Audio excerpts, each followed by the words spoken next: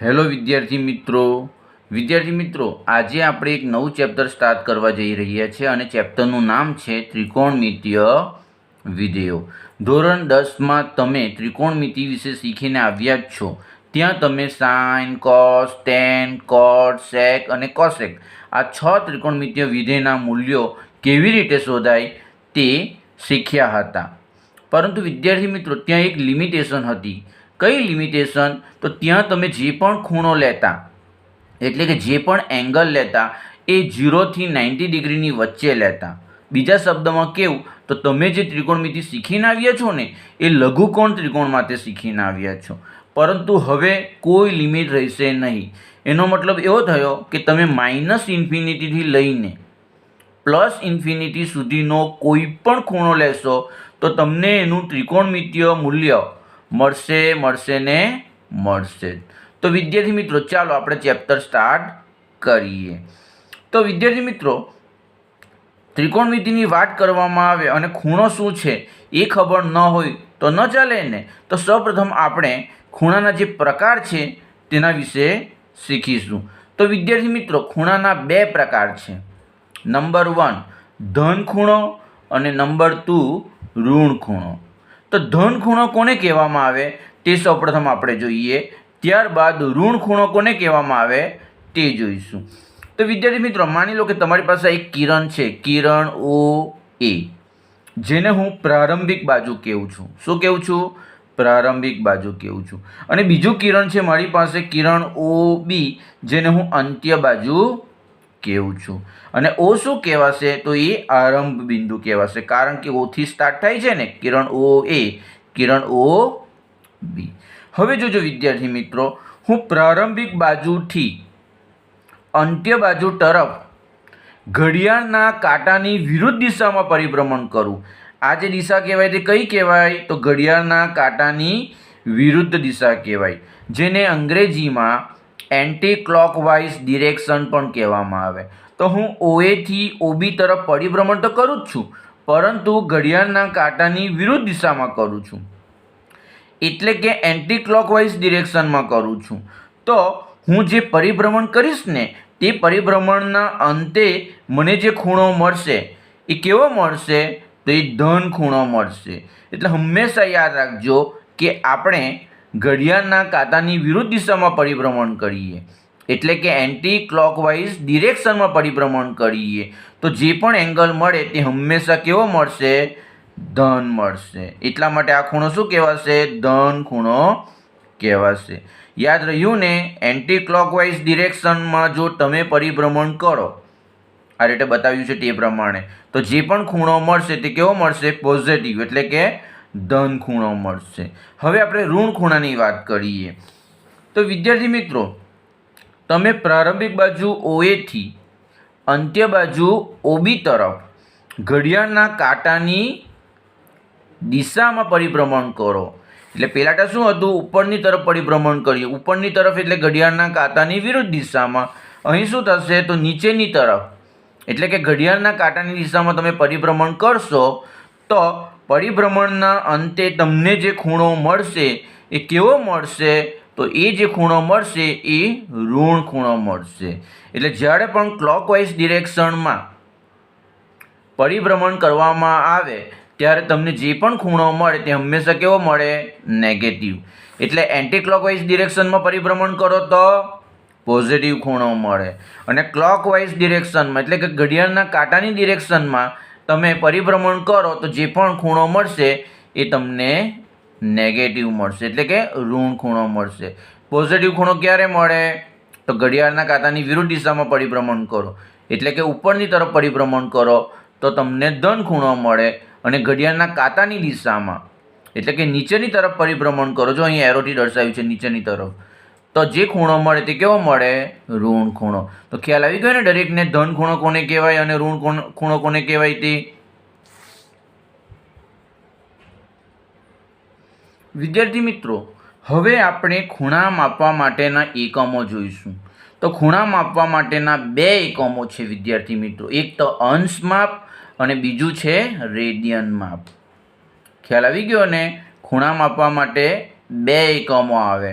એક તો અંશ માપ અને બીજું રેડિયન માપ. તો સૌપ્રથમ આપણે અંશ માપ કોને કહેવાય તે જોઈએ. તો એક પૂર્ણ પરિભ્રમણના 1/360 માં ભાગને એક અંશ કહે છે. તો વિદ્યાર્થી મિત્રો, તમે OA થી OB તરફ પરિભ્રમણ કરો આ રીતે, તો આ જે પરિભ્રમણ થયું તો શું કહેવાય? એક પૂર્ણ પરિભ્રમણ કહેવામાં આવે. શું કહેવામાં આવે? એક પૂર્ણ પરિભ્રમણ. માની લો કે મારી પાસે OA છે અને આ OB છે, તો શું થશે? હું OA થી લઈને OB તરફ આ રીતે પરિભ્રમણ કરીશ અને આ રીતે આવી જઈશ. બરાબર? તો આ શું થઈ ગયું? એક પૂર્ણ પરિભ્રમણ થઈ ગયું. તો આ જે પૂર્ણ પરિભ્રમણ થયું તે પૂર્ણ પરિભ્રમણના 1/360 ભાગને શું કહેવામાં આવે? એક અંશ કહેવામાં આવે છે. તમે અહીં જોઈ શકો છો, આપણી પાસે OA છે. મેં શું કર્યું? આ રીતે પરિભ્રમણ કરીને છેલ્લે ક્યાં આવી ગયો? અહીંયા આવી ગયો OB પર. એટલે OA અને OB એક થઈ ગયા. તો આજે મેં પરિભ્રમણ કર્યું તે કેટલું કહેવાય? 360 કહેવામાં આવે. હવે 360 જે પરિભ્રમણ મેં કર્યું તેનો શું પ્રત્યેક ભાગ એ શું થશે? 1/360 થાય. તો 1/360 ભાગ છે તેને કહેવામાં આવે એક અંશ કહેવામાં આવે. ખ્યાલ આવી ગયો ને? ચાલો, એક અંશને સંકેતમાં આ રીતે દર્શાવાય. શું કરવાનું? 1 લખવાનું અને ઉપર રેસ્ટુમાં એટલે ઘાતાંકમાં તમારે 0 લખવાનું. 0 ખૂબ જ મોટો પાડવો નહીં, નાનો 0 પાડવાનો. બરાબર? એટલે આને શું વંચાય? 1 અંશ. શું કહેવાય? 1 અંશ કહેવામાં આવે છે. એટલે ખ્યાલ આવી ગયો ને? એક પૂર્ણ પરિભ્રમણ કહેવાય. એનો 1/360 જે ભાગ છે એને શું કહેવામાં આવે? એક અંશ કહેવામાં આવે છે. હવે 1 મિનિટ કોને કહેવામાં આવે તે જોઈએ. તો 1 મિનિટ કોને કહેવામાં આવે? તો 1 અંશના 60મા ભાગને 1 મિનિટ કહે છે. વિદ્યાર્થી મિત્રો, જે રીતે 1 કલાકના 60મા ભાગને આપણે મિનિટ કહીએ છીએ ને, તે જ રીતે 1 અંશના 60મા ભાગને શું કહેવામાં આવે? 1 મિનિટ કહે છે. ખ્યાલ આવી ગયો? હવે 1 મિનિટને સંકેતમાં કઈ રીતે દર્શાવાય તે જોઈએ. તો 1 મિનિટને સંકેતમાં 1 પછી આ ડેશ આ રીતે દર્શાવાય છે. ખ્યાલ આવી ગયો? હવે 1 સેકન્ડ કોને કહેવામાં આવે તે જોઈએ. તો વિદ્યાર્થી મિત્રો, 1 મિનિટના 60મા ભાગને 1 સેકન્ડ કહે છે. બરાબર? તો 1 મિનિટ હોય તેના તમે 60 ભાગ કરો તો પ્રત્યેક ભાગ શું કહેવાય? 1 સેકન્ડ કહેવામાં આવે. તો 1 મિનિટના 60મા ભાગને 1 સેકન્ડ કહે છે. બરાબર? આપણે જાણીએ જ છે 1 કલાક એટલે કેટલી મિનિટ? 60 મિનિટ. અને 1 મિનિટ એટલે કેટલી સેકન્ડ? તો 60 સેકન્ડ. તેના જેવું જ છે. હવે જોજો, 1 સેકન્ડને સંકેતમાં 1 પછી ડબલ ડેશ પાડવાના વડે દર્શાવાય છે. ખ્યાલ આવી ગયો? અંશ માપ કોને કહેવામાં આવે? તો એક પૂર્ણ પરિભ્રમણ થાય. પૂર્ણ પરિભ્રમણ એટલે શું? તો તમે OA થી સ્ટાર્ટ કરો અને ક્યાં આવો? ફરીને પાછા OB પર આવો આ રીતે. એટલે OA થી સ્ટાર્ટ કરીને OB પર આ રીતે આવો તો આખું એક પરિભ્રમણ થયું. આ જે એક પરિભ્રમણ થયું, બરાબર, તેનો હું શું કરા? તો 1/360 ભાગ લઈ લેવા. તો 1/360 ભાગ છે એને શું કહેવામાં આવશે? એક અંશ કહેવામાં આવશે. પછી એક અંશના હું 60 ભાગ કરું. 1 અંશના 60 ભાગ કરું તો પ્રત્યેક ભાગ શું કહેવાય? 1 મિનિટ કહેવાય. અને 1 મિનિટના 60 ભાગ કરું તો પ્રત્યેક ભાગ શું કહેવાય? 1 સેકન્ડ કહેવાય. આમ 1 અંશ બરાબર કેટલા? 60 મિનિટ.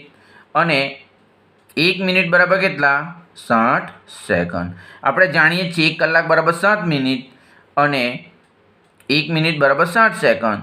તો કલાકની જગ્યાએ અહીં અંશ છે, બસ એટલો જ ફરક છે. બીજું રિલેશન તો સેમ જ રહેવાનું છે. ખ્યાલ આવી ગયો ને? તો આ તમારે યાદ રાખવાનું છે કે 1 અંશ બરાબર 60 મિનિટ અને 1 મિનિટ બરાબર 60 સેકન્ડ. હવે તમારે શું યાદ રાખવાનું છે તે જોઈએ. તો અંશ માપ ગુણ્યા 7 બરાબર મિનિટ. તમે અંશ માપને 60 વડે ગુણો તો તમને શું મળે? મિનિટ મળે. જે રીતે આપણે કલાકને 60 ગુણીએ તો આપણને મિનિટ મળે ને, તે રીતે અંશ માપને 60 વડે ગુણો તો તમને મિનિટ મળે. 1 મિનિટ ગુણ્યા 60 કરું એટલે કે મિનિટ ગુણ્યા 60 કરું તો મને શું મળે? સેકન્ડ. એટલે મિનિટને જો 60 વડે ગુણવામાં આવે તો જે આન્સર મળે તે શેમાં મળે? સેકન્ડમાં મળે. ખ્યાલ આવી ગયો ને? તે રીતે ઉલટું છે. સેકન્ડ ભાગ્યા 60 મિનિટ. સેકન્ડને જો તમે 60 એટલે કે 60 વડે ભાગો તો તમને આન્સર મિનિટમાં મળે, અને મિનિટને 60 વડે ભાગો તો આન્સર તમને અંશમાપમાં મળે, જેને આપણે કલાક કહીએ છીએ. અહીં શું કહેવાનું? અંશમાપ કહેવાનું. બરાબર વિદ્યાર્થી મિત્રો, માની લો કે તમારી પાસે 2 કલાક છે, એટલે કે 2 અંશમાપ છે.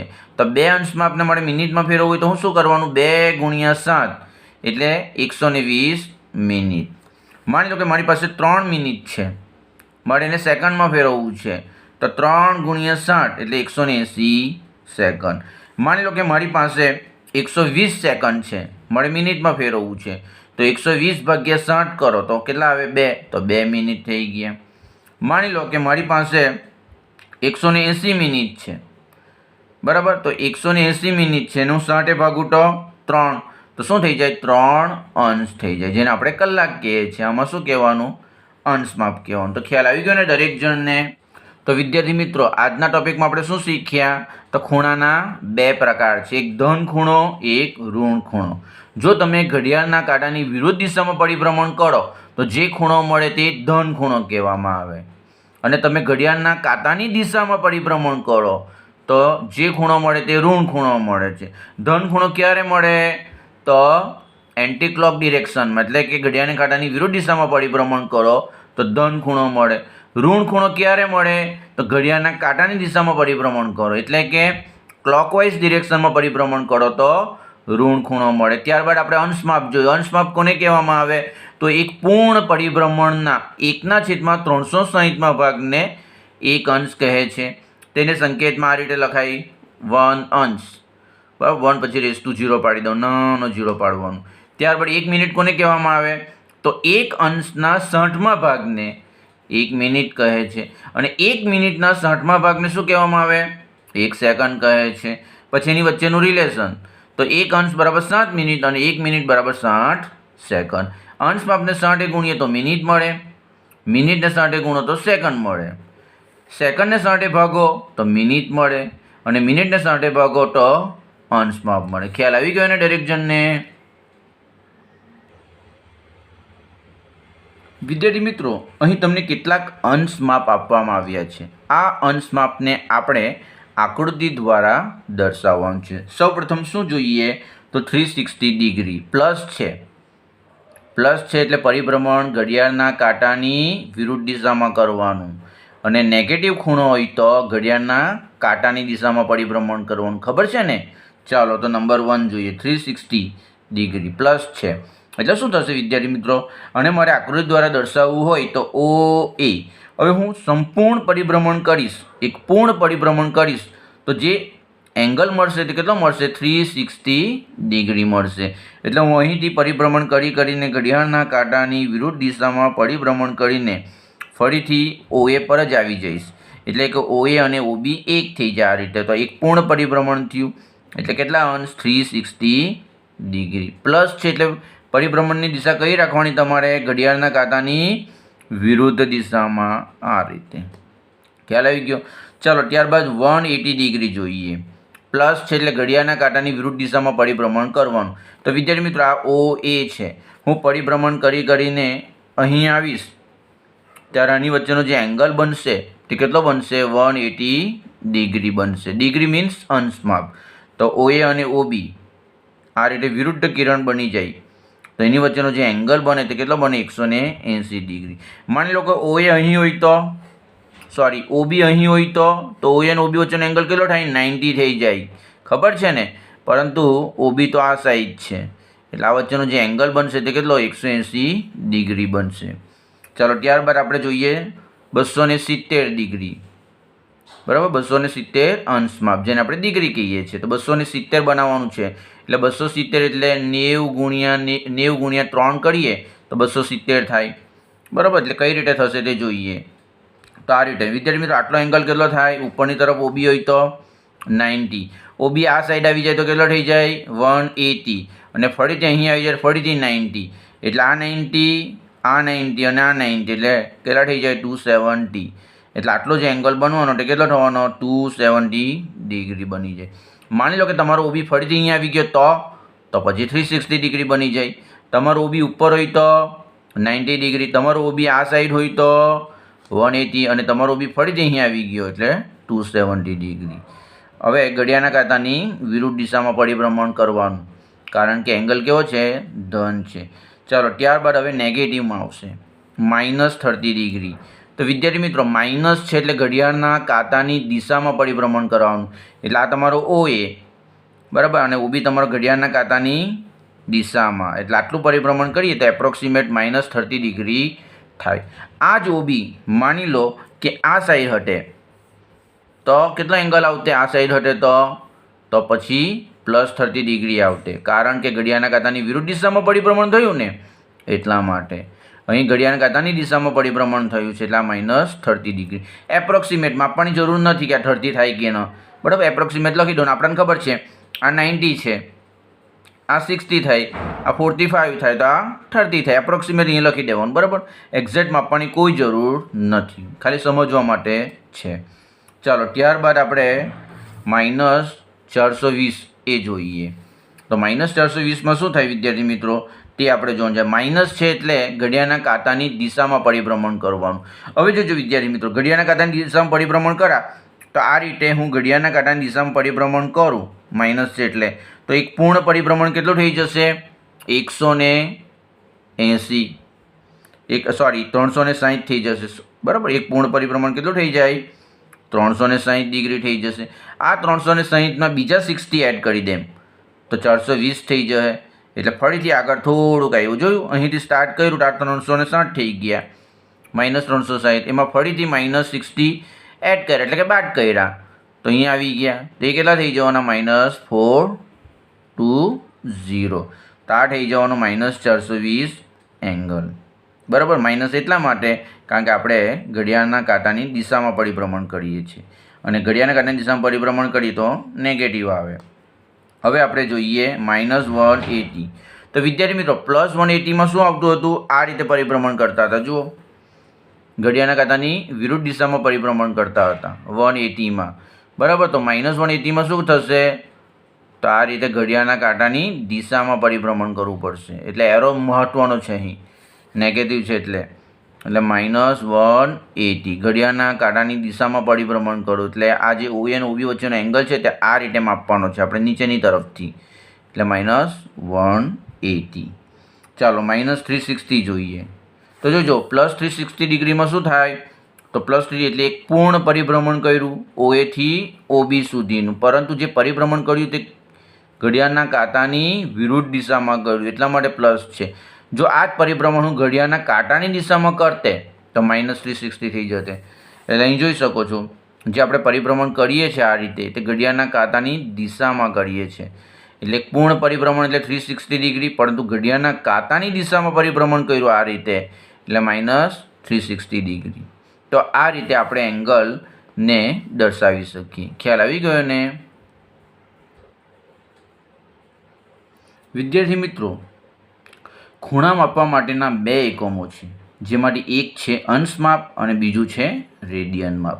અંશ માપ કોને કહેવાય તે આપણે શીખી ગયા છીએ. હવે આપણે રેડિયન માપ કોને કહેવાય તે જોઈશું. તો રેડિયન માપ કોને કહેવાય વિદ્યાર્થી મિત્રો તે જોઈએ. તો વિદ્યાર્થી મિત્રો પહેલાં એની ડેફિનેશન જોઈએ કે રેડિયન માપ કોને કહેવામાં આવે. તો એક એકમ ત્રિજ્યાવાળા વર્તુળમાં, એટલે કે વર્તુળની ત્રિજ્યા કેટલી હોય? 1 એકમ હોય, તમે જોઈ શકો છો. તો 1 એકમ ત્રિજ્યાવાળા વર્તુળમાં 1 એકમ લંબાઈની ચાપની લંબાઈ તમે જોઈ શકો છો. AB શું છે? ચાપ છે. ચાપની લંબાઈ કેટલી છે? 1 છે.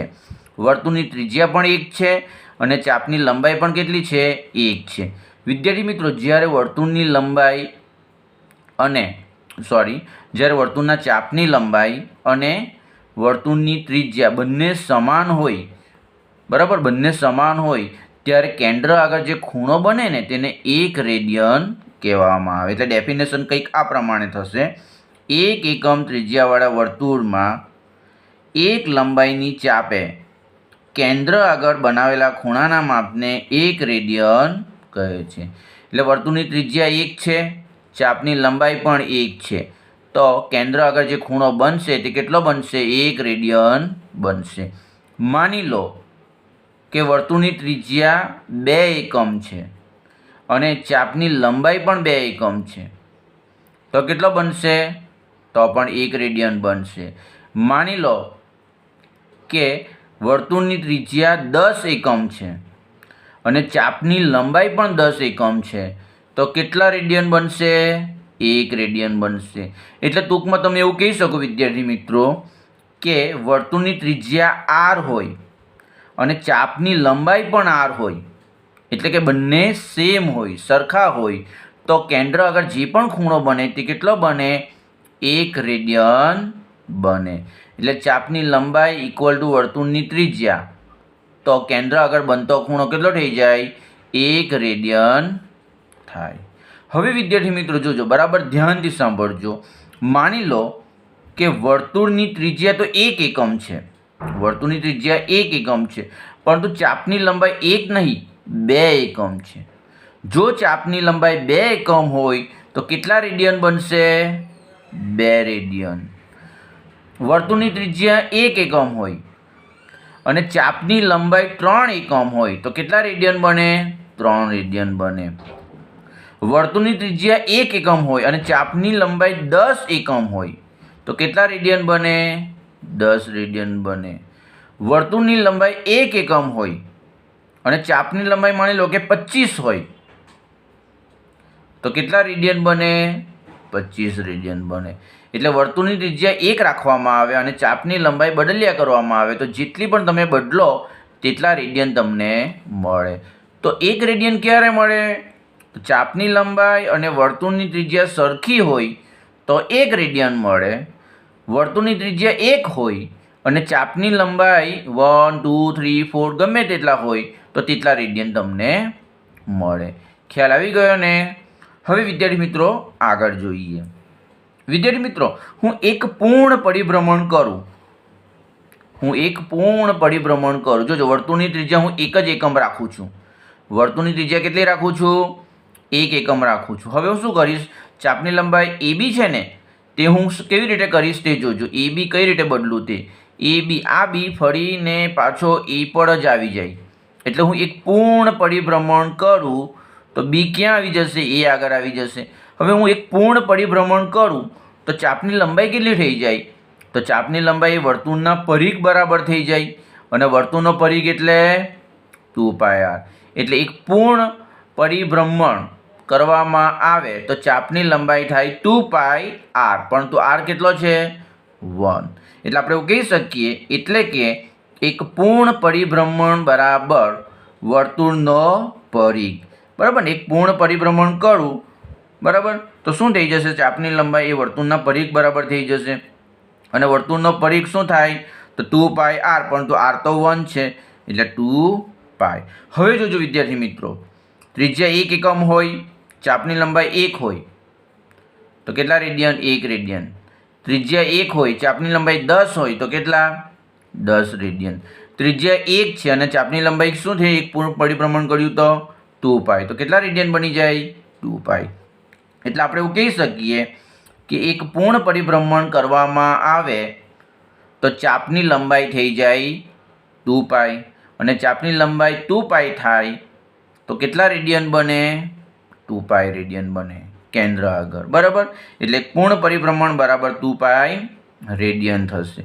હવે જોજો વિદ્યાર્થી મિત્રો, આપણે અંશ માપમાં શીખીને જ આવ્યા છીએ કે એક પૂર્ણ પરિભ્રમણ કરીએ તો કેટલા ડિગ્રી મળે? એંગલ 360 ડિગ્રી મળે. એટલે એક પૂર્ણ પરિભ્રમણ બરાબર 360 ડિગ્રી અને એક પૂર્ણ પરિભ્રમણ બરાબર 2π રેડિયન. એટલે આપણે એવું કહી શકીએ 2π ઇઝ ઇક્વલ ટુ 360 ડિગ્રી. 2π એ શું? રેડિયન માપ કહેવાશે અને 360 શું કહેવાય? અંશ માપ કહેવાય. વિદ્યાર્થી મિત્રો, આમાં મેં દર્શાવ્યું નથી, પરંતુ બંને બાજુ માની લો કે 2 વડે ભાગીએ તો 2π બરાબર 360 હોય, બંને બાજુ 2 વડે ભાગવામાં આવે તો પાઈ બરાબર શું? 180 ડિગ્રી. એટલે હવે પછી તમારે યાદ રાખવાનું, શું યાદ રાખવાનું? પાઈ ઇઝ ઇક્વલ ટુ 180 ડિગ્રી. ખ્યાલ આવી ગયો ને? ચાલો, તો વ્યાપક રીતે શું કહેવાય તે જોઈએ.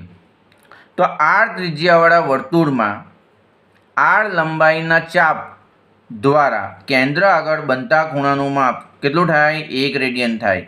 વર્તુળની ત્રિજ્યા પણ આ રાખવામાં આવે અને ચાપની લંબાઈ પણ આ લેવામાં આવે. બંને સેમ હોય તો શું થઈ જાય? 1 રેડિયન ખૂણો બને. અને વર્તુળની ત્રિજ્યા આપણે 1 રાખીએ અને ચાપની લંબાઈ બદલ્યા કરીએ તો જે ચાપની લંબાઈ હશે તેટલા જ રેડિયન મળશે. અહીં તમે જોઈ શકો છો 2π, તો રેડિયન પણ કેટલા મળશે? 2π. 2π ક્યારે મળી ચાપની લંબાઈ? તો તમે એક પૂર્ણ પરિભ્રમણ કર્યું તો ચાપની લંબાઈ 2π થઈ ગઈ. ખ્યાલ આવી ગયો ને? એટલે r ત્રિજ્યાવાળા વર્તુળમાં r લંબાઈના ચાપ દ્વારા કેન્દ્ર આગળ બનતા ખૂણાનું માપ 1 રેડિયન થાય. શા માટે 1 રેડિયન? કારણ કે ત્રિજ્યા પણ r છે અને ચાપની લંબાઈ પણ r છે. હવે આપણે આગળ જોઈએ. વિદ્યાર્થી મિત્રો જોજો, મારી પાસે એક વર્તુળ છે, એની ત્રિજ્યા મેં r લઉં છું, બરાબર, અને ચાપની લંબાઈ AB છે, એ પણ હું r લઉં, તો કેટલા રેડિયન મળશે મને? અહીં 1 રેડિયન મળશે. હવે જોજો શું થાય તે.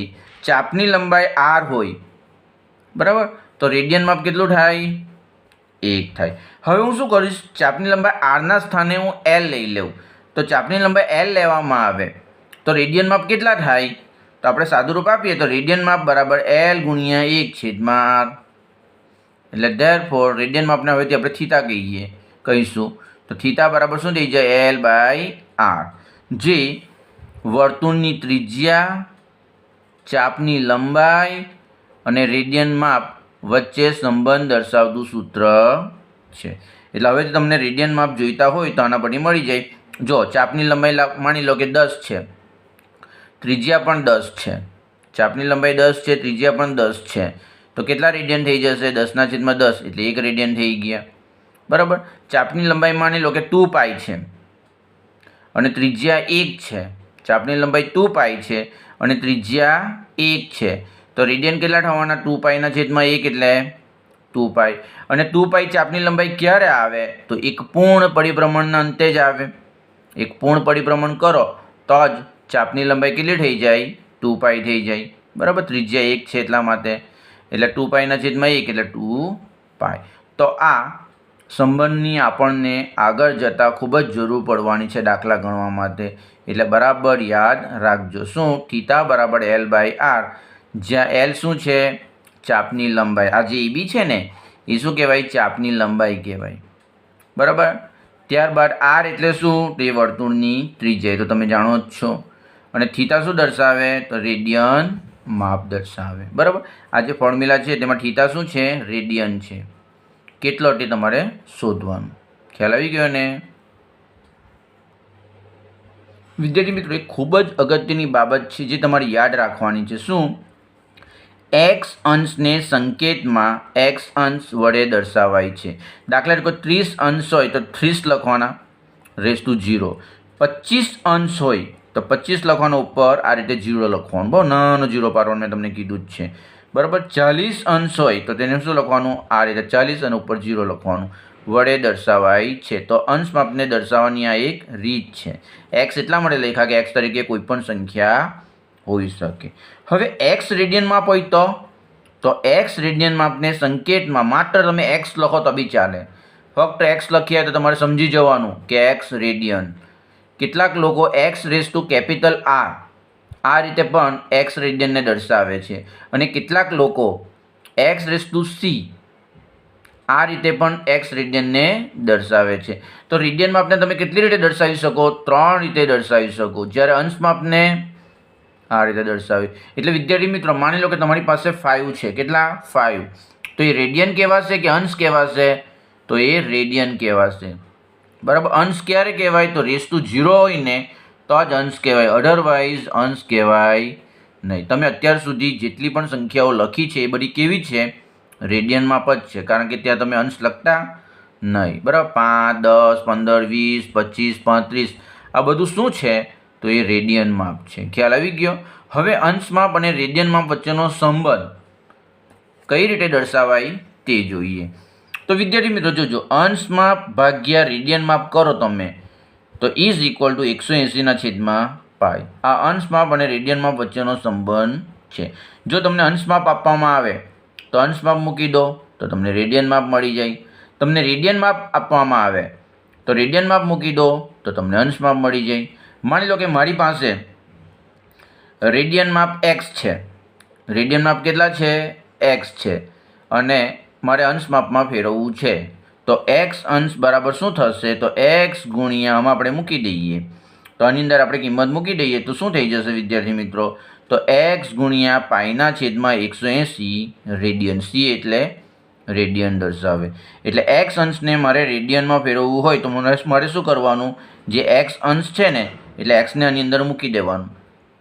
ખ્યાલ આવી ગયો? એટલે મને રેડિયન માપ મળી જાય, અને રેડિયન માપ મળ્યું તો તેને આની અંદર મૂકો તો અંશ માપ મળી જાય. તો એક્સ અંશ છે એને મારે રેડિયનમાં ફેરવવું છે, તો કઈ રીતે ફેરવાય તે જોવાનું. તો એક્સ ગુણ્યા પાઈના છેદમાં 180 રેડિયન, અને મારી પાસે એક્સ રેડિયન છે તો કેટલા અંશ થશે? તો એ જ એક્સ ગુણ્યા તમારે 180ના છેદમાં પાઈ કરી નાખવાનું. ખ્યાલ આવી ગયો? ફરી એટલે તમારે આ ફોર્મ્યુલા હવેથી યાદ રાખવાની. માની લો કે 25 અંશ છે, તો 25 અંશ બરાબર કેટલા રેડિયન? તો 25 ગુણ્યા પાઈના છેદમાં 180. 30 અંશ છે તો 30 અંશ એટલે કેટલા રેડિયન? તો 30 ગુણ્યા પાઈના છેદમાં 180. માની લો કે મારી પાસે 10 રેડિયન છે, તો 10 રેડિયન એટલે કેટલા અંશ? તો 10 ગુણ્યા 180ના છેદમાં પાઈ. મારી પાસે માની લો કે 3 રેડિયન છે, તો 3 રેડિયન એટલે કેટલા? તો 3 ઇન્ટુ 180ના છેદમાં પાઈ અંશ. બરાબર? તો આ એમની વચ્ચેનો જે સંબંધ છે તે દર્શાવતું સૂત્ર છે. નેક્સ્ટ લેક્ચરમાં આપણે સ્વાધ્યાય 3.1ની એક્સરસાઇઝ જોઈશું. આટલો ખ્યાલ આવી ગયો ને દરેક જણને?